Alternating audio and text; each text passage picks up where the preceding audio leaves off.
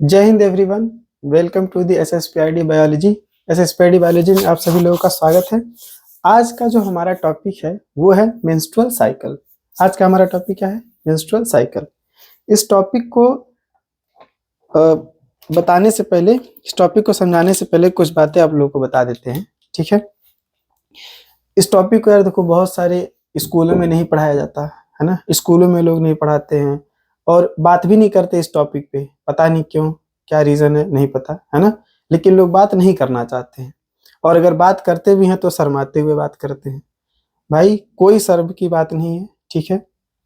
अगर कोई फीमेल है, कोई महिला है, कोई औरत है, तो उनके अंदर ये मेंस्ट्रुअल साइकिल एक बायोलॉजिकल प्रोसेस है जो कि होता है, ठीक है। 1 महीने का ये साइकिल होता है। हर महीने मंथली उनके पीरियड्स आते हैं, ब्लीडिंग्स होती हैं। तो ये बहुत ही नॉर्मल मैकेनिज्म है। अगर दुनिया की कोई भी फीमेल होगी तो उनके अंदर मेंस्ट्रुअल साइकिल होगा। और ये बात सिर्फ ये नहीं है कि मेंस्ट्रुअल साइकिल की बात है भाई, है ना। ये बहुत ही, एक तरह से समझ लो ना कि ये पेनफुल प्रोसेस भी होता है ना। ड्यूरिंग मेंस्ट्रुअल साइकिल इसमें बहुत सारे इवेंट्स होते हैं, ठीक है। बहुत सारे इसमें इवेंट्स भी होते हैं जो कि दर्द देते हैं महिलाओं को। फीमेल्स में पेनफुल प्रोसेस ये है, ठीक है। ड्यूरिंग ब्लीडिंग उन्हें दर्द होगा, हेडेक होगा, मतलब सर दर्द करेगा उनका, बैक में पेन होगा, थाइज में पेन होंगे, ठीक है। ये सारे उन्हें दर्द हर महीने झेलने हैं भाई, ठीक है। आगे हम बात करेंगे इसके सारे इवेंट्स के बारे में भी हम लोग बात करेंगे। लेकिन अगर हम बात करें मेंस्ट्रुअल साइकिल का, तो ये सिर्फ फीमेल्स में होता है, ये सिर्फ फीमेल्स में होगा। तो यानी कि इससे रिलेटेड जो भी दिक्कतें हैं, जो भी दर्द हैं, वो सिर्फ एक महिला को झेलना है।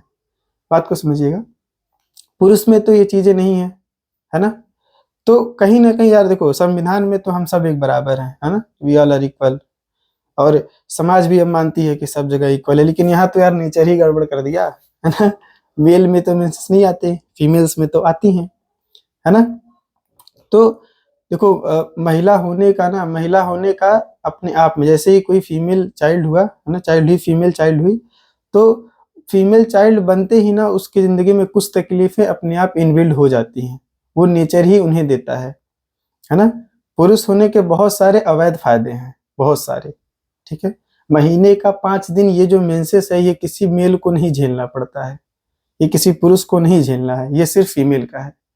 और सिर्फ बात यहाँ तक नहीं रुकती है भाई। जब हम बात करते हैं आगे बच्चे पैदा करने का, ठीक है। एक बच्चे को पैदा करने में पुरुष का जो उसमें रोल होता है, वो सिर्फ कुछ क्षण का होता है, कुछ मिनटों का होता है ना, मेन अगर हम बात करें तो। लेकिन उसके बाद 9 महीने पेट में लेके कौन घूमेगा? माँ घूमेगी, एक औरत घूमेगी, एक महिला घूमेंगी, समझ रहे हो। उसके बाद वहीं पे खत्म नहीं हो जाता। उस 9 महीने के अलावा बच्चे पैदा होने के बाद, है ना, उनका पूरा सेवा करना, देखभाल करना, ये सारे काम भी एक औरत ही करती है, ठीक है। तो भाई औरत होना अपने आप में एक बहुत बड़ी बात है। और ये मेंस्ट्रुअल साइकिल, इससे रिलेटेड बहुत सारे मिथ होते हैं, ठीक है। इन सब चीजों पे भाई भरोसा नहीं करना चाहिए। और ये कोई हंसने की टॉपिक नहीं है ना, कोई शर्म की बात नहीं है। बहुत ही नॉर्मल मैकेनिज्म है भाई। तुम्हें भूख प्यास भी तो लग रहा है, तो भूख लग रहा है तो नहीं किसी से बोल रहे हो, हमको भी लग रहा है, तुमको भी लग रहा है, इसमें नहीं शर्म आ रहा है ना। सब कुछ हो रहा है जिंदगी में, सांसें ले रहे हो, खाना खा रहे हो, भूख लग रहा है, प्यास लग रहा है, सारे अर्ज हैं। तो भाई ये भी तो एक नेचुरल बायोलॉजिकल प्रोसेस है। इस पे बात करने में शर्म क्यों है आप लोगों को? जो भी कहना है बात करिए, समझिए। और खुलकर बात करने से बहुत सारी चीजें क्लियर हो जाती हैं, है ना। अंदर रखने से बहुत सारी चीजें दिक्कत में, जैसे ना कोई छोटी सी बीमारी को भी अगर ना बताइए ना तो बहुत बड़ा घाव बन जाता है, उसी तरह से समझिएगा। तो ये जो मेंस्ट्रुअल साइकिल है, इसे ध्यान से समझिएगा कि इसमें क्या क्या इवेंट्स होते हैं, ठीक है। ये सिर्फ एग्जाम पॉइंट ऑफ व्यू से जरूरी नहीं है, नॉर्मल लाइफ में भी अगर आप एक फीमेल हैं या मेल भी हैं, है ना, मेल को समझना तो और जरूरी है। फीमेल तो झेलती ही हैं, पुरुष लोग नहीं समझते हैं, क्योंकि इससे रिलेटेड दर्द मर्दों को कहाँ समझ में आता है, नहीं आता। होता क्या है देखो, इसमें ना भी एक हार्मोन्स बात करेंगे हम लोग, एस्ट्रोजन का। एस्ट्रोजन क्या करता है? फीमेल्स के अंदर मूड स्विंग्स को कंट्रोल करता है। मूड स्विंग को कंट्रोल कर रहा है, इमोशंस को कंट्रोल कर रहा है, हाइपोथैलेमस। अब समझो यार, फीमेल्स के अंदर एस्ट्रोजन का लेवल कम हुआ या बढ़ा, ठीक है, तो क्या होगा? उनका मूड स्विंग होगा। मूड स्विंग होगा यानी कि ये अंदर से उनके आ रहा है ना, अंदर से चल रहा है ये प्रोसेस। उनका मूड स्विंग होगा, चिड़चिड़ापन आएगा अंदर, अच्छी चीजें भी बोलोगे तो उन्हें बुरा लगेगा। अब ये चीज हो तो फीमेल्स में रहा है, मेल को ये बात कहाँ समझ में आएगी? तो अगर कहीं कोई गुस्सा हो गया, या वो कोई भी हो सकता है ना, I am not talking about कि वो कोई एक्स पर्सन ही हो, है ना, वो कोई भी हो सकता है आपकी माँ हो, आपकी मम्मी हो, आपकी बहन हो, आपकी छोटी बहन हो, जो भी हो, है ना। तो उनके इन चीजों को समझो यार, ये बायोलॉजिकल प्रोसेस है, ठीक है। इनके अलावा अगर हम बात करें प्रोजेस्टेरॉन का, प्रोजेस्टेरॉन फीमेल्स बॉडी में थर्मोजेनिक इफेक्ट दिखाता है। थर्मोजेनिक इफेक्ट का मतलब होता है कि उनके टेम्परेचर को बढ़ाने का काम करता है, राइज इन टेम्परेचर, टेम्परेचर को राइज कर देता है, थोड़ा सा बढ़ा देता है। यानी कि ड्यूरिंग ओव्यूलेशन, जब ओव्यूलेशन होता है तो उस टाइम पे फीमेल्स का थोड़ा सा टेम्परेचर बढ़ा होगा, है ना। अब थोड़ा सा टेम्परेचर बढ़ेगा तो अब मतलब ऐसे समझ लो यार कि किसी आदमी को, हम हुए या कोई पुरुष हुआ, है ना, उसे फीवर हुआ, अभी हल्का सा ना 1 से 2 डिग्री फ़ारेनहाइट टेम्परेचर बढ़ जाता है, तो ऐसा लगता है यार बहुत ज्यादा हुआ, एकदम ऐसे कंबल उम्बल ओढ़ के बैठे हैं, 3 4 लोग तेल पानी लगा रहे हैं, दवा ववा दे रहे हैं। ये मेल के केस में है। और सोचो उतना, यानी कि जितना फीवर में होता है उतना या उससे हल्का सा कम, उससे थोड़ा सा कम ही टेम्परेचर राइज होता है हर महीने फीमेल्स के अंदर। यानी कि जो फीवर यार तुम 2 महीने, 4 महीने, 6 महीने में एक बार झेल रहे हो, वो हर महीने में एक फीमेल झेल रही है। समझ रहे हो। तो मैं ये कह रहा हूँ भाई कि फीमेल्स का थोड़ा सा रिस्पेक्ट किया करो यार ना, वो लोग थोड़ा सा केयर किया करो ऐसा। और ये केयर ना सिर्फ स्टोरी स्टेटस पे नहीं दोस्त, है ना। मैक्सिमम लोग को देखते रहते हैं, स्टोरी स्टेटस लोग लगाते रहते हैं, I love my mom is my world, my papa is माई दुनिया, है ना। और पापा बोल दिए थोड़ा सा काम करने के लिए तो टाइम नहीं है ना, ज्यादा व्यस्त हो लोग। मम्मी के पास 10 मिनट बैठने का टाइम नहीं है, स्टोरी लग रहा है माई मम्मा माई पापा इज माई वर्ल्ड। भाई स्टोरी स्टेटस पे कम ही जानो, तो कम मानो थोड़ा ठीक है, लेकिन रियल लाइफ में थोड़ा सा मानो, है ना। दादा दादी मम्मी पापा जो भी हैं आपके फैमिली के लोग, ठीक है, या जो भी इंपॉर्टेंट पर्सन आपके जीवन में हो, जिससे आपके जीवन में कोई बदलाव आए, आप कुछ अच्छा चीज सीखो, उनका रिस्पेक्ट किया करो, ठीक है। आइए हम आते हैं अपने टॉपिक पे, रिप्रोडक्टिव, ये मेंस्ट्रुअल साइकिल पे। देखो मेंस्ट्रुअल साइकिल के अंदर भाई ये डायग्राम यार आई होप आप सबको क्लियर होगा ना। ये क्या है, फीमेल रिप्रोडक्टिव सिस्टम। ये क्या है, फीमेल रिप्रोडक्टिव सिस्टम। इसका ना कुछ लेवलिंग हम कर देते हैं, ठीक है, आपको ऑब्वियस बात है पता होगा। ये क्या है, फीमेल का यूट्रस। ये क्या है, फीमेल का यूट्रस। और ये क्या है, ओवरी।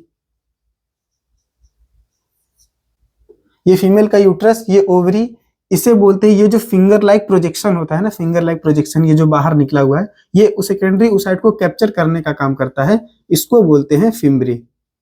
इसको क्या बोलेंगे, फिम्बरी। और इसके जस्ट इधर इधर वाला, ये वाला जो पार्ट है, यहाँ पे जो हल्का सा फनल शेप का जो स्ट्रक्चर होता है, थोड़ा सा फुला हुआ होता है, इसको बोलते हैं इनफंडिबुलम। इसको क्या बोलेंगे, इनफंडिबुलम। उसके बाद ये फैलोपियन ट्यूब का ये वाला पार्ट जो होता है, तो हल्का सा यहाँ पे फुला होता है, इसको बोलते हैं एम्पुला। इसको क्या बोलेंगे, एम्पुला। ये वाला पार्ट को बोलते हैं इस्थमस। लेबलिंग आपको बहुत ही बेसिक लेबलिंग है यार, पता होगा, ठीक है। इधर इसे बोलते हैं सर्विक्स। इसे क्या बोलेंगे, सर्विक्स। और ऑब्वियस सी बात है ये है वजाइना। इसके स्ट्रक्चर के डिटेल में हम नहीं जाएंगे, है ना, हम बस बेसिक स्ट्रक्चर आप लोगों को बता रहे हैं कि क्या क्या चीजें हैं। अच्छा इसका लेयर याद रखिएगा, ठीक है। इसका जो ये सबसे आउटर लेयर होता है, ये जो सबसे आउटर लेयर होता है, ये यूट्रस का जो सबसे आउटर लेयर होता है, इसको बोलते हैं पेरीमेट्रियम। इसको क्या बोलेंगे, पेरीमेट्रियम। बीच वाले लेयर को, मिडिल वाले लेयर को बोलते हैं मायोमेट्रियम। मायोमेट्रियम। और सबसे इनर वाले लेयर को बोलते हैं एंडोमेट्रियम। और ये जो सबसे इनर वाला लेयर होता है एंडोमेट्रियम, ये सबसे इंपॉर्टेंट लेयर है on the for the menstrual cycle, ठीक है। क्योंकि जो हर मंथ जो साइक्लिक चेंजेस हमको देखने को मिलते हैं, वो किसमें देखने को मिलते हैं, एंडोमेट्रियम के अंदर। एंडोमेट्रियम के ही अंदर हमें मंथली साइक्लिक चेंजेस देखने को मिलते हैं, मंथली साइक्लिक चेंजेस देखने को मिलते हैं। अब देखो ये है वजाइना, ठीक है, ये सर्विक्स, इसको सर्विकल कैनाल बोलते हैं, ठीक है। ये स्ट्रक्चर सारा याद रखिएगा, ठीक है। ये अपर वाला जो पार्ट होता है इसको फंडस बोलते हैं, इसे फंडस बोलते हैं। ये एक्सटर्नल, ये इंटरनल ओएस होता है, ये एक्सटर्नल ओएस होता है, ठीक है। इसके डिटेल में हम लोग नहीं जाएंगे, ओस्टियम बोलते हैं उसे, ठीक है। ये सारा सर्विक्स है, ये ओवरीज है। अब देखो ये ओवरी ना, ये जो ओवरीज है, ठीक है, ये ओवरी यहाँ पे इधर यूट्राइन के लिगामेंट से, यूट्रस के वॉल से जिस लिगामेंट से जुड़ा होता है, इसे बोलते हैं यूट्राइन लिगामेंट। ये ओवरी ओवरी जो होता है यूट्रस के वॉल से जिस लिगामेंट से जुड़ा होता है इसको बोलते हैं यूटराइन। ये से हवा में थोड़ी ना लटका रहता है ना, ये जुड़ा होता है यहाँ पे यूटराइन लिगामेंट से। किससे? यूट्रस के वॉल से जुड़ा है तो इसे क्या बोलेंगे? Uterine ligament. और ये इधर जुड़ा होता है पेल्विक वॉल से। अगर आप थोड़ा सा इस साइड जाओगे तो ये इधर ऐसे जुड़ा होता है with the help of pelvic wall. ये क्या है? Pelvic wall. इधर ये जुड़ा होता है किससे? पेल्विक वॉल से। ये क्या है? Pelvic wall. और पेल्विक वॉल से ये जिस लिगामेंट से जुड़ा होता है यहाँ पे, इसको बोलते हैं सस्पेंसरी लिगामेंट। इसे क्या बोलेंगे? Suspensory ligament. अब ध्यान से सुनना भाई, क्या क्या इवेंट्स होते हैं बताएंगे। देखो इधर, ये हो गया सारा स्ट्रक्चर। अब देखो यार, ये जो मेंस्ट्रुअल साइकिल होता है ये फीमेल्स के अंदर हम लोग मान के चलेंगे कि जो नॉर्मल डेज है, नॉर्मल जो साइकिल है वो होगा कितना? 28 डेज। ठीक है, मेंस्ट्रुअल साइकिल कितने दिन का होगा? 28 डेज या प्लस माइनस 2 डेज बोल सकते हो। 28 डेज प्लस माइनस 2 डेज, इतने दिन का मेंस्ट्रुअल साइकिल हम लोग यूजुअली मान के चलेंगे। ठीक है, लेकिन ये 28 दिन हम लोग बात कर रहे हैं, प्लस माइनस 2 डेज बोल रहे हैं, यानी कि 26 दिन का हुआ तो नॉर्मल, 30 दिन का हुआ तो नॉर्मल। लेकिन ऐसा नहीं है भाई, है ना। जो इसका नॉर्मल वैल्यू होता है वो 21 दिन से 35 दिन तक का होता है। यानी कि अगर 21 दिन का मेंसेस है तो भी नॉर्मल है, मतलब 21 दिन का ये पूरा साइकिल है तो भी नॉर्मल है, 35 दिन का है तो भी नॉर्मल है। हाँ, 35 से अगर ज्यादा हो गया, 35 से ज्यादा दिन हो गया तो ये नॉर्मल नहीं है ना, फिर ये एबनॉर्मल की कैटेगरी। इसको हम लोग बोलते हैं ओलिगोमेनेरिया। अगर 21 दिन से कम है तो इसको हम लोग बोलते हैं पॉलीमेनेरिया। ठीक है, अगर 21 दिन से कम हुआ तो इन टर्म्स ऑफ डेज का बात हम कर रहे हैं। ठीक है, तो ये अपना हुआ क्या, हम लोग 28 दिन का मान कर चलेंगे कि 28 दिन का मेंस्ट्रुअल साइकिल। समझ रहे हो भाई, इसमें देखना डाउट नहीं होना चाहिए। ठीक है, ध्यान देना। तो ये 28 दिन का मेंस्ट्रुअल साइकिल हुआ। अब देखो यार, होता क्या है फीमेल्स के अंदर at the time of puberty. Puberty वो एज होता है, मतलब जब फीमेल्स के अंदर ये मेंस्ट्रुअल साइकिल स्टार्ट हो जाता है। ठीक है, वो एज क्या है? 11 से 14 साल। ये जब मेंस्ट्रुएशन स्टार्ट होता है, ठीक है, मेंस्ट्रुएशन जब स्टार्ट होता है, मेंस्ट्रुएशन स्टार्ट कब होता है? At the time of puberty. Start कब होगा ये? At the time of puberty, यानी कि प्यूबर्टी के टाइम पे ये फीमेल्स के अंदर मैकेनिज्म स्टार्ट होता है। और इनका प्यूबर्टी कब आता है? वही 11 से 14 साल की उम्र में। ठीक है, 11 से 14 साल, इस एज में फीमेल्स के अंदर मेंसेस स्टार्ट होते हैं। क्या होगा? मेंस्ट्रुएशन स्टार्ट हो जाएगा। और मेंस्ट्रुएशन के स्टार्ट को बोलते हैं मेनार्की। क्या बोलेंगे? मेनार्की। इसे बोलते हैं मेनार्की। और ये ऐसा नहीं है कि लाइफ लॉन्ग, देखो मेल के अंदर स्पर्मेटोजेनेसिस में लाइफ लॉन्ग चलता है। प्यूबर्टी से स्टार्ट होगा, जब तक जिंदा रहेंगे तब तक स्पर्मेटोजेनेसिस होता रहता है। लेकिन फीमेल के अंदर ऐसा नहीं है। फीमेल के अंदर menstrual cycle at the time of puberty start होगा और अराउंड 45 से 50 साल की उम्र में, 45 से 50 साल की उम्र में ये मेंस्ट्रुएशन बंद हो जाता है। ठीक है, कब? Around 45 to 50 years. 45 से 50 साल की एज में इनका मेंस्ट्रुएशन क्या हो जाएगा? स्टॉप हो जाएगा, रुक जाएगा, स्टॉप हो जाएगा। और मेंस्ट्रुएशन स्टॉप होने के प्रोसेस को बोलते हैं मेनोपॉज। क्या बोलेंगे? मेनोपॉज। यार मेनोपॉज याद रखना, वीडियो तुम लोग प्ले करते हैं ना, प्ले पॉज, तो उससे याद रखना इसको क्या बोलेंगे? मेनोपॉज। यहाँ तक कोई दिक्कत भाई? समझ में आया? बहुत बढ़िया, ध्यान से देखना। मेंस्ट्रुएशन स्टार्ट हुआ तो इसे बोलेंगे मेनार्की। ये 11 से 14 साल की एज में स्टार्ट होता है। जब ये बंद हो गया 45 से 50 साल की उम्र में, तो इसे क्या बोलेंगे? मेनोपॉज बोलेंगे। अब ध्यान से सुनना यार, हुआ क्या, ये प्रोसेस स्टार्ट होता कैसे है ना। इमेजिन करना कि ये एक फीमेल है और ये एक फीमेल का हाइपोथैलेमस है। ठीक है, ये क्या है? फीमेल का हाइपोथैलेमस। ये फीमेल का हाइपोथैलेमस है, ये उसका एंटीरियर पिट्यूटरी, ये उसका पोस्टीरियर पिट्यूटरी। ठीक है, अब ध्यान से सुनना, हाइपोथैलेमस से एक हार्मोन निकलता है GnRH। GnRH ये कब निकलता है? At the time of puberty. जैसे ही 11 से 14 साल का एज होगा, यहाँ से GnRH निकलेगा और GnRH आके स्टिमुलेट करता है हाइपो एंटीरियर पिट्यूटरी को। ये किसको स्टिमुलेट करेगा? Stimulate anterior pituitary. तो ये क्या रिलीज करता है? LH and FSH। LH and FSH release करता है कौन? Anterior pituitary.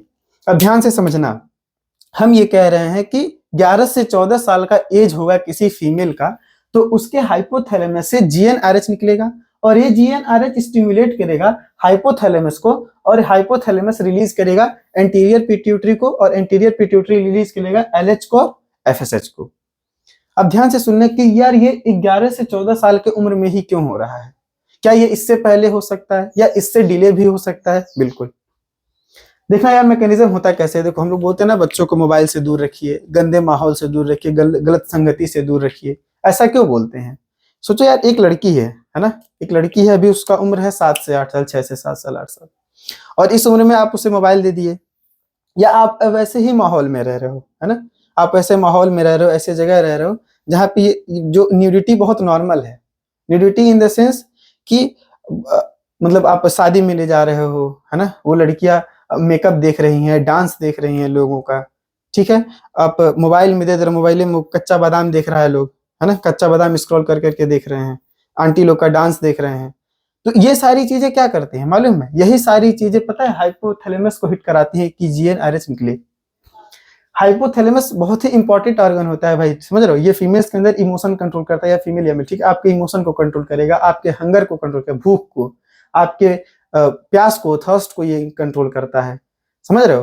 तो इन सारी चीजों को कंट्रोल करने का काम हाइपोथैलेमस कर रहा है। अब आप इंटीमेसी के सीन देखे जा रहे हो, है ना, किसिंग सीन देख रहे हो मोबाइल के अंदर, ठीक है, अब बहुत नॉर्मल है ना, अब तो मम्मी पापा लोग खुदे ले जा रहे हैं। क्या हो रहा है कि कोई लड़की है बढ़िया एकदम ऐसे स्टेज पे डांस कर रहे हैं लोग, तो खुद ताली बजा रहा है, सोसाइटी समाज तो बजाइए रहा है, घर वाले ही बजा रहे हैं, अरे बहुत बढ़िया बेटी करती मेरी।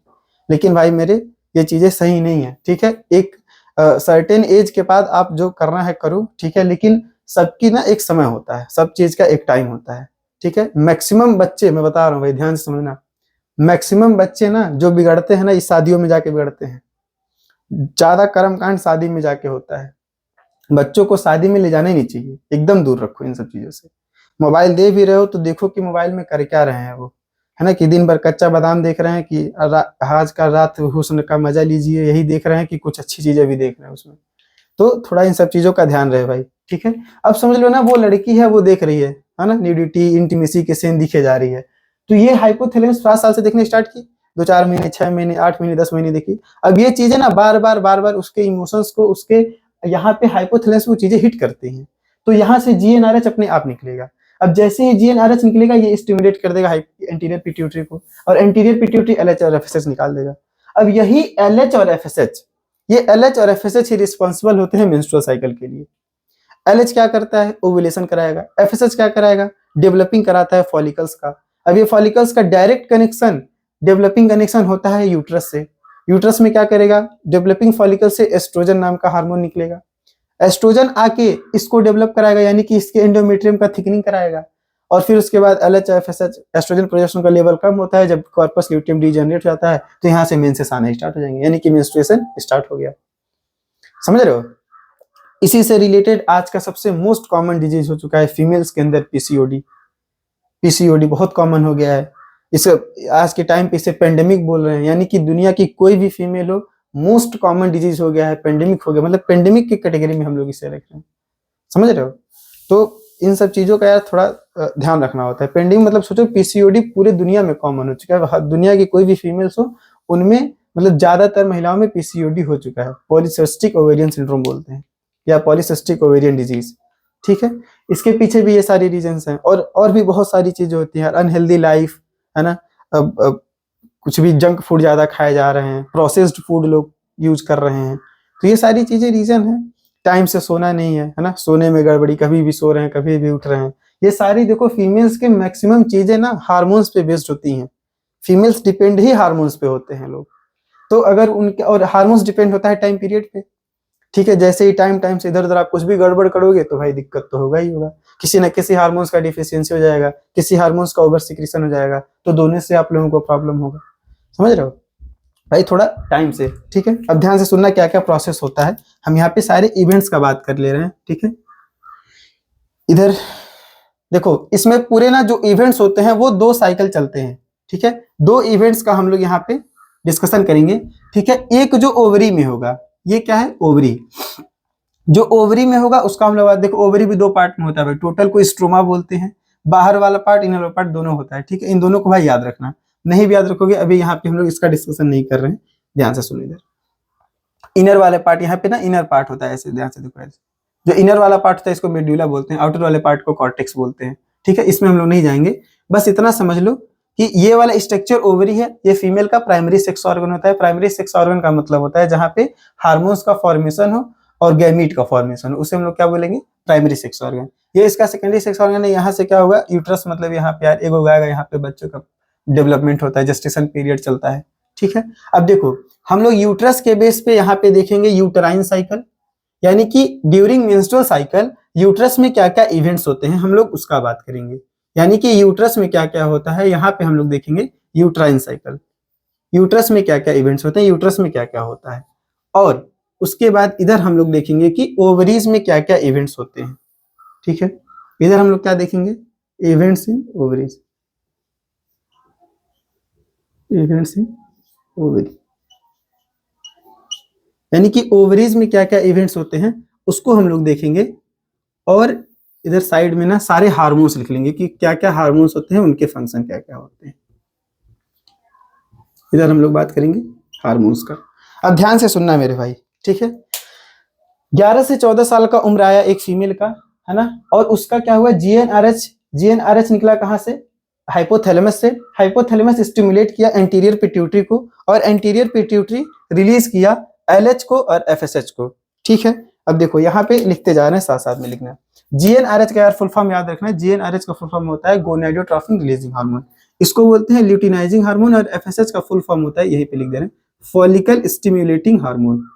ये क्या होता है, follicle stimulating, follicle stimulating hormone. और एलएच का फुल फॉर्म होता है ल्यूटिनाइजिंग हार्मोन, इसका फुल फॉर्म होता है ल्यूटिनाइजिंग हार्मोन। अब ध्यान से समझना भाई क्या क्या होता है।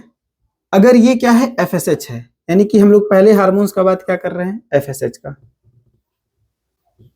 एफएसएच रिलीज कहां से हुआ ना, यहाँ पे हम ब्रैकेट में लिख दे रहे हैं एंटीरियर पिट्यूटरी, ए से आप लोग समझ जाए। एंटीरियर पिट्यूटरी को एडिनोहाइपोफाइसिस बोलते हैं और पोस्टीरियर पिट्यूटरी को न्यूरोहाइपोफाइसिस भी बोलते हैं। ठीक है, अब यहाँ से क्या रिलीज हुआ, एफएसएच। एफएसएच क्या करेगा मेरे भाई, याद रखना, एफएसएच क्या करता है, फॉलिकल्स का डेवलपमेंट कराता है। क्या कराएगा, development of follicles, development of follicles. यहाँ पे ना, यहाँ पे देखो, यहाँ पे इनिशियली जब फीमेल्स पैदा होती हैं उसके बाद से जब तक इनका प्यूबर्टी नहीं आता है ना, यहाँ पे प्राइमोडियल फॉलिकल्स होते हैं। ये प्राइमोडियल फॉलिकल्स जाके कन्वर्ट हो जाते हैं प्राइमरी फॉलिकल्स में। ये किस में कन्वर्ट होंगे, प्राइमरी फॉलिकल्स में। ये प्राइमरी फॉलिकल्स जाके कन्वर्ट हो जाते हैं सेकेंडरी फॉलिकल्स में। सेकेंडरी फॉलिकल कन्वर्ट होता है टर्सरी फॉलिकल में, टर्सरी फॉलिकल कन्वर्ट होता है ग्रेफियन फॉलिकल में। किसमें, ग्रेफियन फॉलिकल में। ठीक है, ये जो ग्रेफियन फॉलिकल है, मैं यहाँ पे लिखते जाऊंगा यार, ध्यान से देखते जाना। इस ग्रेफियन फॉलिकल पे काम करता है LH. Development of follicle, development कौन करा रहा है फॉलिकल्स का, एफएसएच। एफएसएच आया यहाँ पे डेवलपमेंट कराना स्टार्ट कर दिया। ठीक है, अब ये एफएसएच एंटीरियर पिट्यूटरी से निकला, फॉलिकल्स का डेवलपमेंट करा रहा है, ध्यान से देखते जाना। फॉलिकल्स का डेवलपमेंट करा रहा है एफएसएच, और एफएसएच ये जब फॉलिकल्स का डेवलपमेंट कराता है तो इसका जो सबसे डेवलप्ड फॉलिकल होता है वो एस्ट्रोजन रिलीज करता है। कौन सा हार्मोन, एस्ट्रोजन। तो यहाँ पे हम लोग जो दूसरा हार्मोन लिख ले रहे हैं वो लिख ले रहे हैं एस्ट्रोजन। दूसरा हार्मोन कौन सा है, एस्ट्रोजन। एस्ट्रोजन कहां से निकल रहा है मेरे भाई, ये निकल रहा है कहां से, डेवलपिंग फॉलिकल से, release from developing follicle, release from developing follicle, ये कहां से रिलीज हो रहा है? रिलीज फ्रॉम डेवलपिंग फॉलिकल्स, यानी कि जो डेवलपिंग फॉलिकल है वहां से रिलीज हो रहा है कौन? एस्ट्रोजन।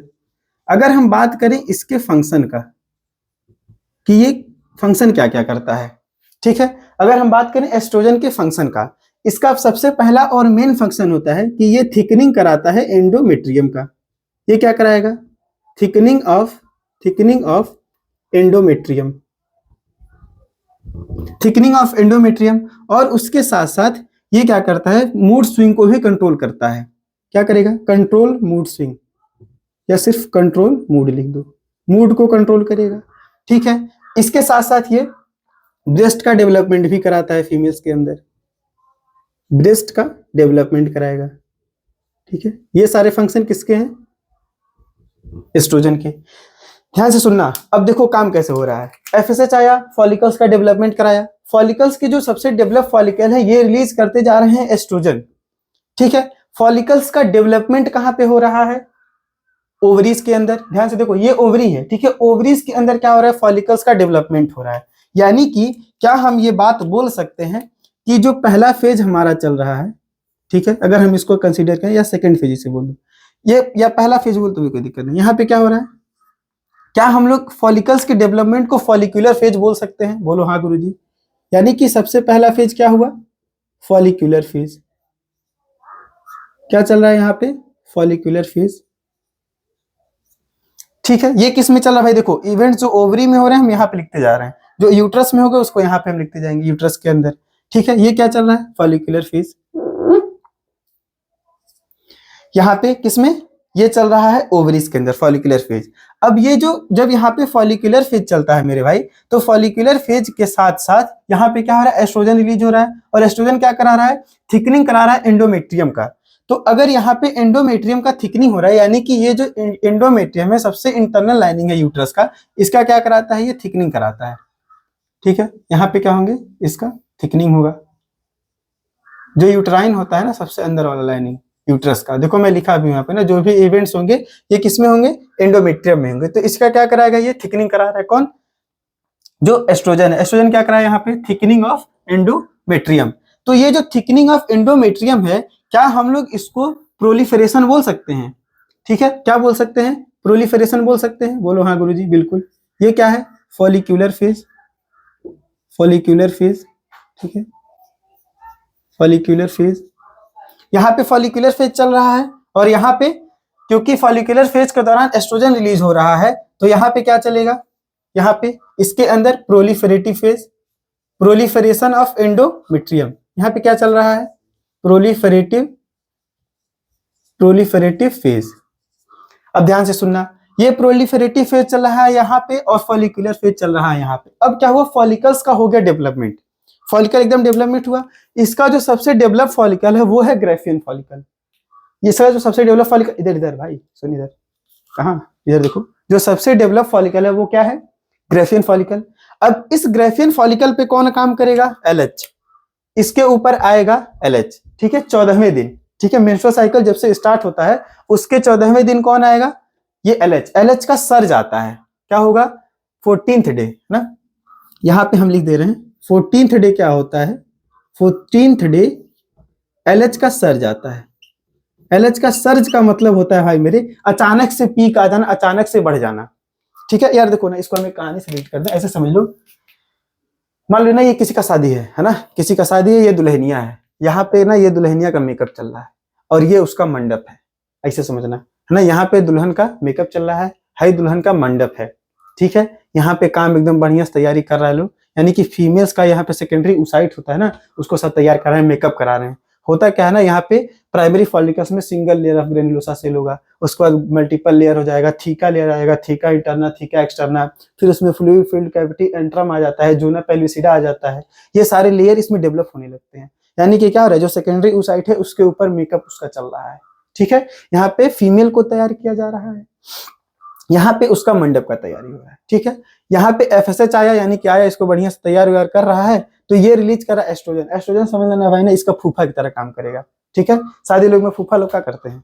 कोनो काम नहीं करेंगे, ऐसे अपना हाथ उतर लेंगे, पीछे खड़े हो जाएंगे, हाई काम करो, ओए कोल्ड ड्रिंक नहीं आया, ओए खाना नहीं खिलाए, समझ रहे हो? अपने कुछ नहीं करेंगे, सब खाली बैठ के ऑर्डर देंगे। करते तो यार भाई लोग हैं, मालूम है, बहुत ज्यादा, सबसे ज्यादा लुंडी झेलते हैं, जो सब हमारे एज के लड़के होते हैं ना, ये सब सबसे ज्यादा झेलते हैं। भाई लोग तो खाली बैठ के ऑर्डर देते हैं, करना कुछ नहीं था। ऊपर से यार इन लोग का ना फालतू में इज्जत होता है, हम बता रहे हैं आपको, फूफा और जीजा का समाज में फालतू का इज्जत होता है ना, कोई काम के नहीं, सब एकदम नल्ला बेरोजगार होते हैं सब, खाली फालतू में लोग इज्जत देते हैं इन लोग को। देखो इधर तो है ससुरा, जो एस्ट्रोजन है ना, जो एस्ट्रोजन है, इसका कोनो काम नहीं है। यहाँ से रिलीज होगा, यहाँ से निकलेगा, भाग के तुरंत जाएगा यूट्रस के पास। यूट्रस का क्या कराएगा, इसका थिकनिंग कराएगा, वो भी कुछ नहीं, आके बस ऑर्डर देगा, भाई कर लो कर लो, है ना। यहाँ पे क्या कराएगा, एंडोमेट्रियम का थिकनिंग का मतलब क्या है, यहाँ पे मंडप को तैयार किया जा रहा है कि यहाँ से जब अपनी दुल्हनिया निकलेगी तो आएगी, यहाँ पे इसका पालन पोषण होगा, यानी कि यहाँ पे वरमाला और माला जयमाला जो भी होता है यहाँ पे कराएंगे, वरमाला बोलेंगे जयमाला, ठीक है। अब देखो होता क्या है, यहाँ से ये लेकिन लेकिन लेकिन जैसे ही 14वां दिन, या 14 दिन हम बोल रहे हैं, 14 घंटे समझना, 14वें दिन क्या होता है, एलएच का सर जाता है। एलएच पता है कौन है, ये जो दुल्हनिया है ना, इसका पुरनका वाला है। हाई तो सरकारी नौकरी करने जा रही थी, सरकारी नौकरी वाले करने जा रही थी, लेकिन है बेचारा कहाँ जाएगा, है ना, बेरोजगार भी तो है, ये आएगा दौड़ के इसके पास, क्या अगर तुमको जाने नहीं देंगे, तोड़ के रख देंगे तुम्हारा पूरा है जो इंस्टीट्यूट सब चल रहा है, कुछ होने नहीं देंगे, काम एकदम तड़तड़ा देंगे सब कुछ, ठीक है। अभी दौड़ के आएगा, हचाक से मारेगा एकदम, इसी को बोलते हैं सर्ज, है ना। ये धीरे धीरे काम नहीं करता है। देखो रिश्तेदार ये लोग आराम आराम से आते हैं, धीरे धीरे काम हो अपना जो भी है कराएंगे, लेकिन जब भाई आएगा ना पगलेले हुए, इसका दोस्त उस खबर देंगे कि देखो भाई दुल्हन को सजा रहा है, उसको तोड़ो तुम, है ना, अगर नहीं तो गई हाथ से। तो ये एकदम अचानक से आएगा, अचानक से आएगा, सबको नष्ट नष्ट कर देगा। लेकिन इन लोग का ज्यादा ताकत ज्यादा नहीं चलेगा, नहीं, अभी हम बता रहे हैं। एलएच आएगा, इसको तोड़ देगा। एलएच आएगा, तोड़ दिया किसको, ग्रेफियन फॉलिकल को। ग्रेफियन फॉलिकल के तोड़ने को क्या बोलते हैं, रप्चर ऑफ ग्रेफियन फॉलिकल, और इसी को हम लोग बोलते हैं क्या, ओव्यूलेशन। एलएच का सर्ज आएगा तो क्या होगा, एलएच का जब सर्ज आता है तो क्या होगा, ग्रेफियन फॉलिकल रप्चर हो जाएगा। यहाँ पे क्या होगा, रप्चर ऑफ ग्रेफियन फॉलिकल, क्या होगा, रप्चर ऑफ ग्रेफियन फॉलिकल। ये जब ग्रेफियन फॉलिकल रप्चर होता है तो यहाँ से सेकेंडरी oocyte रिलीज हो जाता है, और इसी को हम लोग बोलते हैं क्या, ओव्यूलेशन। क्या बोलेंगे, ओव्यूलेशन। अब ध्यान से देख, ओव्यूलेशन हुआ तो क्या ओव्यूलेशन को हम लोग ओव्यूलेटरी फेज बोल सकते हैं, बोलो हाँ गुरुजी। ओव्यूलेशन हुआ तो ओव्यूलेशन को हम लोग क्या यहाँ पे ओव्यूलेटरी फेज बोल सकते हैं, बोलो बिल्कुल बोल सकते हैं सर जी, क्यों नहीं बोल सकते हैं, मुस्कुरा के बोलिए। ये कौन सा फेज हुआ, ओव्यूलेटरी फेज। ओव्यूलेशन का क्या हुआ, ओव्यूलेटरी फेज। अब ध्यान से सुनना, ये जब ओव्यूलेशन हो जाता है तो यहाँ पे सेकेंडरी oocyte दुल्हन को तो बाहर निकल जाता है ना, उसको तो तोड़े मारेगा ये नहीं, तो सब स्टेज से तोड़ेगा, तो दुल्हन निकल के आ जाती है इधर, है ना, सेफ कमरा में आके बैठ जाएगी। लेकिन इसका है जो सामान वामान रहता है ना, यहाँ पे आके नया बॉडी बन जाता है, यानी पूरा कचरा आके यहाँ पे इकट्ठा हो जाता है, और इसको हम लोग बोलते हैं क्या, कॉर्पस ल्यूटियम। इसको क्या बोलेंगे, कॉर्पस ल्यूटियम। कॉर्पस ल्यूटियम भाई बहुत ही इंपॉर्टेंट पार्ट है ये, ठीक है। Corpus luteum is behave like a endocrine gland and it secrete progesterone, oestrogen and inhibin. Okay, it just behave like a endocrine gland and it releases progesterone, oestrogen and inhibin. अब देखो होता क्या है, जैसे ही ये कॉर्पस ल्यूटियम है, ठीक है, कॉर्पस ल्यूटियम क्या करेगा, ध्यान से सुनना, कॉर्पस ल्यूटियम रिलीज करता है 3 हार्मोन्स। कौन कौन सा, प्रोजेस्टेरॉन सबसे हाई मात्रा में, प्रोजेस्टेरॉन, एस्ट्रोजन और इनहिबिन। प्रोजेस्टेरॉन, एस्ट्रोजन और इनहिबिन, ये कौन रिलीज किया, कॉर्पस ल्यूटियम। अब ध्यान से देखना, अब ये जो कॉर्पस ल्यूटियम होता है, ये प्रोजेस्टेरॉन रिलीज कर रहा है, एस्ट्रोजन रिलीज कर रहा है, इनहिबिन रिलीज कर रहा है ना।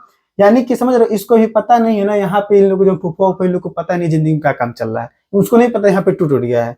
तो ये प्रोजेस्टेरॉन, एस्ट्रोजन ये सब फिर साथ ही मिलके जाएंगे, है ना, ये सब पिया हुआ रहते हैं ना, खत्म है सब कुछ, पता होता है नहीं जिंदगी में क्या चल रहा है। ये सब कहेंगे अरे मंडप सजाओ, लेंगे भाग गई देखा जाएगा, है ना, बेटियां हैं मेरी करा देंगे बियाह, बस तुम मंडप का तैयारी करो।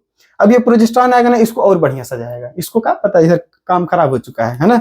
यानी कि ये जो प्रोजेस्टेरॉन होता है ना, इसका और थिकनिंग करा देगा। एस्ट्रोजन यहाँ पे जो निकल रहा है वो इसका और थिकनिंग करा देगा, तो यहाँ पे एस्ट्रोजन निकलेगा ना, वो एंडोमेट्रियम का और ज्यादा थिकनिंग करा देगा, और इसको वेस्कुलर बना देगा। कौन, प्रोजेस्टेरॉन।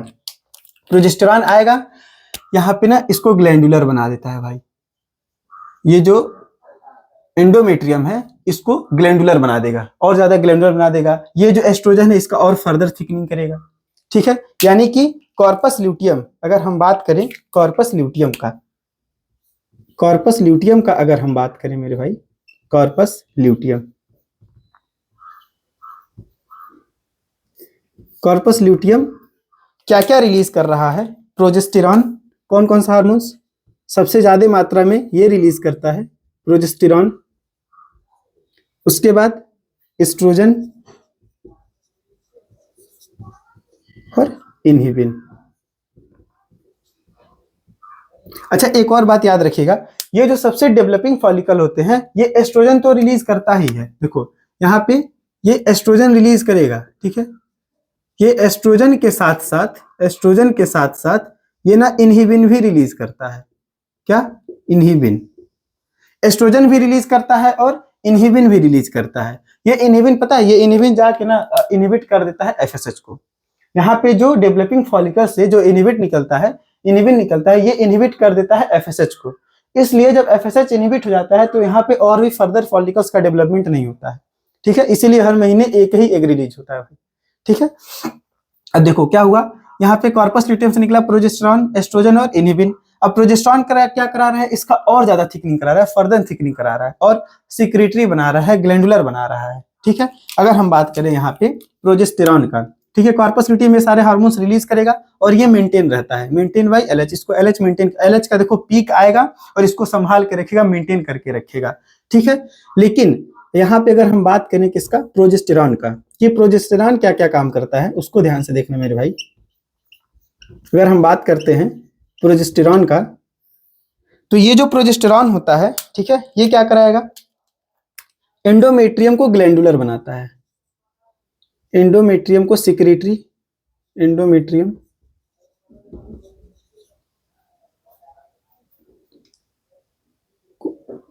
सिक्रेटरी बनाएगा,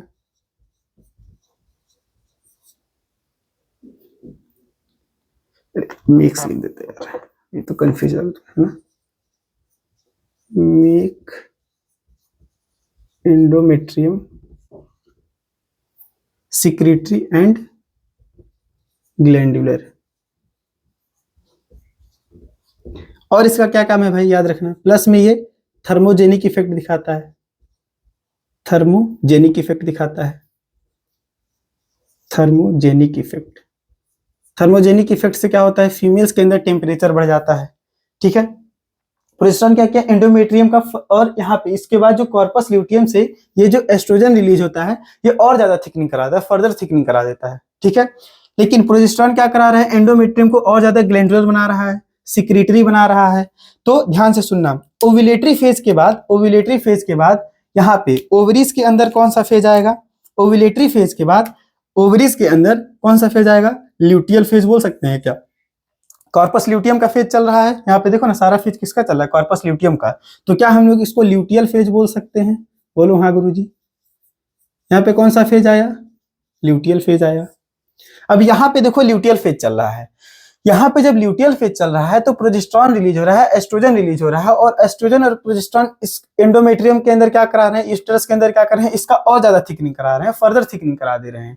तो क्या हम लोग या सिक्रेटरी बना दे रहे हैं या इसको ग्लैंडुलर बना दे रहे हैं, तो क्या हम लोग यहाँ पे इसको सिक्रेटरी फेज बोल सकते हैं, बोलो हाँ गुरुजी। यहाँ पे क्या हुआ, सिक्रेटरी फेज।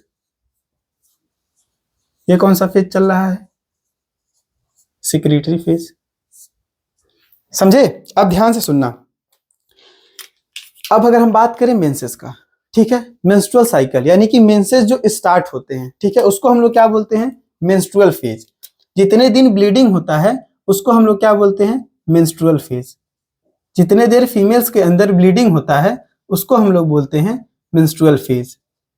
ये मेंस्ट्रुअल फेज जो होता है मेरे भाई, है ना, 1 से 5 दिन का, यानी कि देखो पहला दिन है, आज से किसी फीमेल्स के अंदर आज से ब्लीडिंग स्टार्ट हुआ, ठीक है, आज से ब्लीडिंग स्टार्ट हुआ तो हम लोग ये बोलेंगे कि 1 से 5 दिन तक, ठीक है, 1st से 5th डे तक। 1st से 5th डे तक क्या हुआ, मेंस्ट्रुअल साइकिल चला, मेंस्ट्रुअल फेज हुआ। इसमें क्या हो गया, इसमें क्या होगा, ब्लीडिंग होगा, है ना, फीमेल्स के अंदर क्या हुआ, ब्लीडिंग हुआ। ब्लीडिंग में क्या होता है, ये जो एंडोमेट्रियम का लाइनिंग है स्लज आउट होकर बाहर रहता है। ब्लीडिंग में क्या होता है भाई मेरे, 50 से, याद रखना, 50 से 150 ml ब्लड लॉस हो जाता है, ब्लड क्या हो जाएगा, लॉस हो जाएगा। अच्छा, ये मेंस्ट्रुअल फेज आता क्यों है, होता क्यों है भाई, याद रखना, प्रोजेस्टेरॉन का लेवल और एस्ट्रोजन का लेवल कम हो जाता है। ड्यूरिंग मेंस्ट्रुअल फेज क्या होगा, प्रोजेस्टेरॉन और एस्ट्रोजन, प्रोजेस्टेरॉन और एस्ट्रोजन दोनों का लेवल क्या हो जाएगा, कम हो जाएगा। ठीक है, किसका, प्रोजेस्टेरॉन का और एस्ट्रोजन का, इन दोनों का लेवल जैसे ही कम होता है, क्योंकि यही दोनों मेंटेन करके रखते हैं एंडोमेट्रियम को, इन दोनों का लेवल कम होते ही क्या होगा, मेंस्ट्रुएशन स्टार्ट हो जाएगा और 50 से 150 ml हर महीने फीमेल के अंदर ब्लड लॉस हो जाता है। ठीक है, अब देखो ये कब से चला, 1 से 5 दिन तक। उसके बाद क्या होता है, देखो एक्चुअल में फेलिकुलर फेज ना इसके साथ स्टार्ट हो जाता है, लेकिन यहाँ पे हम क्योंकि ओवरीज के रेफरेंस से बात करते हैं तो यहाँ पे हम ये बताते हैं कि 6th डे से 13th डे तक, 6th डे से 13th डे तक कौन सा फेज चलता है, फॉलिकुलर फेज। और फॉलिकुलर फेज में क्या होता है, डेवलपमेंट ऑफ फॉलिकल्स। यहाँ पे क्या होगा, डेवलपमेंट ऑफ फॉलिकल, यानी कि फॉलिकल्स का डेवलपमेंट होगा। फॉलिकल्स का डेवलपमेंट कौन कौन हार्मोन्स करा रहा है मेरे भाई, याद रखना, एफएसएच। एफएसएच क्या करा रहा है, डेवलपमेंट करा रहा है किसका, फॉलिकल्स का। इसको क्या बोलेंगे, फॉलिकुलर फेज बोलेंगे। उसके बाद आता है मेरे भाई ओवुलेटरी फेज, यानी कि वो दिन जिस दिन ओवुलेशन हुआ। ओवुलेशन किस दिन पे हुआ, 14वें दिन। यहाँ पे क्या हुआ, 14th डे एवोल्यूशन हुआ। क्यों हुआ, क्योंकि एलएच का सर्ज आ गया, एलएच का सर्ज आया। अब एलएच का सर्ज आने के बाद यहाँ पे ओवुलेशन के बाद ये जो ग्रेसियन फॉलिकल है ये रप्चर हुआ, यहाँ से सेकेंडरी oocyte निकल गया, बचा यहाँ पे क्या, कॉर्पस ल्यूटियम। ये कॉर्पस ल्यूटियम क्या करता है, ये सारे हार्मोन्स को रिलीज करेगा। देख भाई यहाँ पे लिख देना, corpus luteum progesterone oestrogen inhibin सब रिलीज करता है। तो इसको हम लोग क्या बोलेंगे, ल्यूटियल फेज बोलेंगे। ल्यूटियल फेज में क्या होगा, कॉर्पस ल्यूटियम मेंटेन होता है, फॉर्मेशन ऑफ कॉर्पस ल्यूटियम, या मेंटेन होता है कौन, कॉर्पस ल्यूटियम मेंटेन होता रहता है, कौन, कॉर्पस ल्यूटियम, कॉर्पस ल्यूटियम। और ये कॉर्पस ल्यूटियम भाई प्रोजेस्टेरॉन रिलीज करेगा, एस्ट्रोजन रिलीज करेगा, इनहिबिन भी रिलीज करता है, समझ रहे हो। यानी कि ये कौन सा है अपना, ल्यूटियल फेज है। और यहाँ पे ल्यूटियल फेज चल रहा है तो यहाँ पे क्या हो जाएगा, यहाँ पे क्या होगा, सिक्रेटरी फेज होगा। अच्छा, यहाँ पे जो ये फॉलिकुलर फेज चलता है, यहाँ पे फॉलिकुलर फेज चलता है तो यहाँ पे प्रोलिफरेटिव फेज चलेगा। ध्यान से समझना, यहाँ पे क्या हो रहा है, फॉलिकुलर फेज किसके अंदर चल रहा है, ओवरीज के अंदर। यहाँ पे अगर फॉलिकुलर फेज चल रहा है तो इसमें क्या होगा, प्रोलिफरेटिव फेज होगा, यानी कि यहाँ पे क्या होगा, डेवलपमेंट ऑफ एंडोमेट्रियम या थिकनिंग ऑफ एंडोमेट्रियम। यहाँ पे क्या हो रहा है मेरे भाई, थिकनिंग ऑफ एंडोमेट्रियम, एंडोमेट्रियम का थिकनिंग हो रहा है। ये कौन करा रहा है, एस्ट्रोजन करा रहा है। इसका थिकनिंग कौन करा रहा है, एस्ट्रोजन। ठीक है, एस्ट्रोजन इसका थिकनिंग करा रहा है। आ कहां से रहा है, डेवलप्ड फॉलिकल से। एस्ट्रोजन कहां से आया, डेवलप्ड फॉलिकल से, डेवलप्ड फॉलिकल्स। डेवलप्ड फॉलिकल से एस्ट्रोजन आ रहा है, थिकनिंग करा रहा है एंडोमेट्रियम का। ल्यूटियल फेज में मेंटेन है कॉर्पस ल्यूटियम और प्रोजेस्टेरॉन एस्ट्रोजन को रिलीज कर रहा है। और ये जब रिलीज होता है प्रोजेस्टेरॉन एस्ट्रोजन तो ये सिक्रेटरी फेज होता है। और ये यहाँ पे देखना, ये फॉलिकुलर फेज 6 से 13 दिन का होता है। तो यहाँ पे ये जो अपना प्रोलिफरेटिव फेज होता है ये भी कितना होता है, 6th से 13th डे तक। 6th से 13th डे तक प्रोलिफरेटिव फेज, फॉलिकुलर फेज 6 से 13 डे तक। 14वें दिन ओवुलेशन हुआ तो ल्यूटियल फेज कितने दिन का होगा, इधर देख रहे हो ना, ल्यूटियल फेज यहाँ पे लिख दे रहे हैं। ल्यूटियल फेज कितने दिन का होगा, 14वें दिन तक। तो ये काम चला भाई मेरे। तो यहाँ पे ल्यूटियल फेज कितने दिन का होता है, 15वें से 28 दिन तक, 15th से 18th डे तक, 15th से 18th डे तक। और यहाँ पे सेक्रेटरी फेज भी कितना होता है, 15th से 18th डे तक। इस वाले सेक्रेटरी फेज में क्या होगा, एंडोमेट्रियम बिकम ग्लैंडुलर,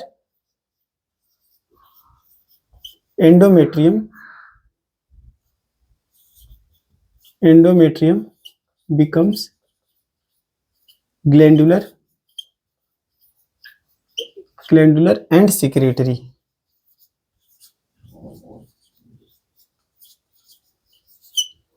ठीक है, अब देखो ये जो ल्यूटियल फेज चल रहा है, प्रोजेस्टेरॉन एस्ट्रोजन रिलीज कर रहा है, ये एंडोमेट्रियम को मेंटेन करके रख रहा है प्रोजेस्टेरॉन, और एस्ट्रोजन इसका और ज्यादा थिकनिंग करा रहा है। अब क्या होता है, जैसे ही 25वां दिन आता है ना, 24-25 दिन होता है तो धीरे धीरे एलएच का लेवल कम होने लगता है। क्योंकि एलएच का जो काम होता है ना, यहाँ पे एलएच का काम लिख दे रहे मेरे भाई। एलएच क्या करता है, एलएच का अगर हम फंक्शन का बात करें तो इसका पहला फंक्शन क्या है कि ये ओव्यूलेशन कराता है, ठीक है, पहला फंक्शन इसका क्या है, ओव्यूलेशन कराएगा। दूसरा इसका काम क्या है, ये मेंटेन करके रखता है कॉर्पस ल्यूटियम को, it maintain corpus luteum, corpus luteum को, कॉर्पस ल्यूटियम को मेंटेन करके रखता है। ये जो कॉर्पस ल्यूटियम होता है भाई येलो कलर का बॉडी होता है ना, इसमें ल्यूटिन प्रोटीन पाया जाता है, इसलिए ये येलो कलर का दिखता है।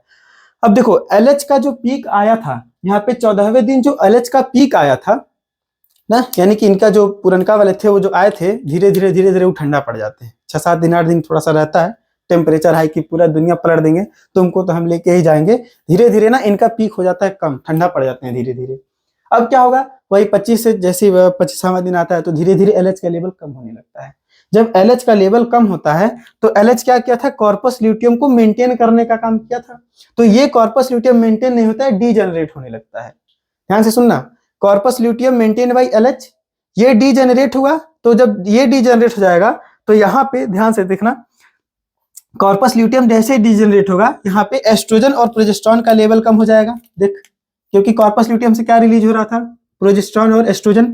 कॉर्पस ल्यूटियम डीजेनरेट हुआ due to the effect of LH and it releases progesterone and oestrogen. So progesterone and oestrogen help in the thickening of endometrium, ये इसको मेंटेन भी कर रहा है, progesterone maintaining the endometrium and oestrogen further doing the thickening of क्या, endometrium. सो जैसे ही ये डाउन होता है कॉर्पस ल्यूटियम, जैसे ही डीजेनरेट होगा यहाँ पे कॉर्पस ल्यूटियम डीजेनरेट होके यहाँ पे एक बॉडी बना लेता है अलग से, इसको हम लोग बोलते हैं कॉर्पस एल्बिकेंस। इसे हम लोग क्या बोलेंगे, कॉर्पस एल्बिकेंस, इसे हम लोग बोलते हैं कॉर्पस एल्बिकेंस। ये व्हाइट कलर का बॉडी होता है, बाद में इसका फाइगोसाइटोसिस डीजेनरेट खत्म हो जाता है, ठीक है। तो जैसे ही इसका लेवल कम हुआ, देखो तो क्या हुआ, प्रोजेस्टेरॉन एस्ट्रोजन कम हुआ, प्रोजेस्टेरॉन एस्ट्रोजन कम होगा तो भाई ये नहीं रुकेगा, है ना, ये डीजेनरेट होकर गिरने लगता है, तो फिर वापस से मेंस्ट्रुअल साइकिल पहले दिन से स्टार्ट करता है, ठीक है। ध्यान से सुनना भाई, है ना, यार थोड़ा ज्यादा लिख दिया इसमें कॉम्प्लेक्स, फिर भी हम साइड हट जाते हैं ना, अगर नोट करना होगा जिससे वो नोट कर लेना, ठीक है। ध्यान से देखो, अब सुनो, कोई टेंशन नहीं, ध्यान से सुनो, काम हुआ क्या है, ऐसे इमेजिन करना, पहला दिन है, फीमेल का पहला दिन है, मेंस्ट्रुएशन स्टार्ट हुआ, पहले दिन स्टार्ट हुआ, ये कब तक चलता है, 1 से 5 दिन तक, 1 से 5 दिन तक मेंस्ट्रुएशन चला। उसके बाद क्या होता है, ओवरीज के अंदर फॉलिकल्स का डेवलपमेंट होता है, इधर इधर इधर इधर ध्यान से सुनो, ध्यान से सुनो, 5 मिनट और देखो, फॉलिकल्स का डेवलपमेंट हो रहा है, ठीक है। फॉलिकल्स का जब डेवलपमेंट होता है तो हम लोग इसको बोलते हैं फॉलिकुलर फेज। 1 से 5 दिन तक ब्लीडिंग हुआ, 6 से 13 दिन तक, 6वें दिन से 13वें दिन तक फॉलिकुलर फेज चलता है। इसमें जब फॉलिकुलर फेज चलता है ओवरीज के अंदर, तो क्योंकि जो फॉलिकल्स डेवलप होते हैं वो एस्ट्रोजन रिलीज करते हैं, एस्ट्रोजन क्या करता है, एंडोमेट्रियम का थिकनिंग कराता है, तो इधर फॉलिकुलर फेज चलेगा, फॉलिकल्स का डेवलपमेंट होगा, और यहाँ से एस्ट्रोजन जो रिलीज हो रहा है वो इस एंडोमेट्रियम का थिकनिंग कराएगा। तो एंडोमेट्रियम के थिकनिंग को हम लोग प्रोलिफरेशन भी बोल सकते हैं, प्रोलिफरेटिव फेज बोल सकते हैं। तो 6वें दिन से 13वें दिन तक ओवरीज के अंदर फॉलिकुलर फेज चलता है और एंडोमेट्रियम के अंदर प्रोलिफरेटिव फेज चलता है। फिर आता है 14वां दिन, 14वें दिन क्या होगा, एलएच का सर जाता है, अचानक से एलएच का लेवल बढ़ जाता है, एलएच का लेवल बढ़ेगा तो ग्रेफियन फॉलिकल रप्चर हो जाएगा, ग्रेफियन फॉलिकल रप्चर हो जाता है तो इसको हम लोग बोलते हैं ओव्यूलेशन, और ओव्यूलेशन के फेज को हम लोग ओव्यूलेटरी फेज बोल सकते हैं। ये ओव्यूलेटरी फेज किस में चल रहा है, ओवरीज के अंदर चल रहा है, तो ये किस में आएगा, इवेंट्स इन ओवरी या ओवेरियन साइकिल हम लोग बोल सकते हैं, ठीक है। उसके बाद आता है, जैसे ही ये डीजेनरेट हुआ ग्रेफियन फॉलिकल, तो ये एक बॉडी बन जाता है, इसको बोलते हैं कॉर्पस ल्यूटियम।